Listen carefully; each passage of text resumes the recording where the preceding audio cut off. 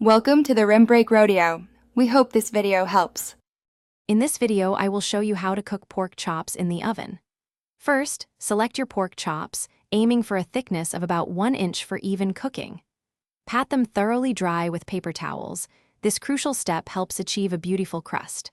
Then, season them generously on both sides with your favorite blend of spices, like salt, pepper, garlic powder, and paprika, ensuring every bite is flavorful.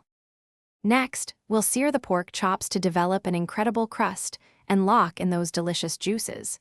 Heat an oven-safe skillet over medium-high heat with about 1 tablespoon of oil until shimmering. Carefully place the seasoned pork chops in the hot pan and sear them for 2 to 3 minutes on each side until they achieve a beautiful golden brown color. This step is key for maximum flavor. Now, it's time to finish them in the oven. Transfer your skillet directly into a preheated oven set to 400 degrees Fahrenheit. The baking time will vary, typically between 8 and 15 minutes, depending on the thickness of your chops and your desired doneness.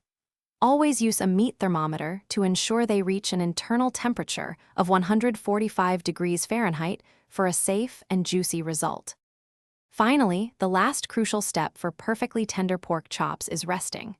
Once removed from the oven, transfer them to a cutting board and let them rest for 5 to 10 minutes.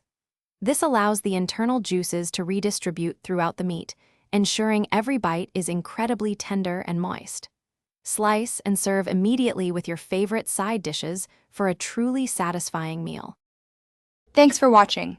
Consider subscribing if we helped you.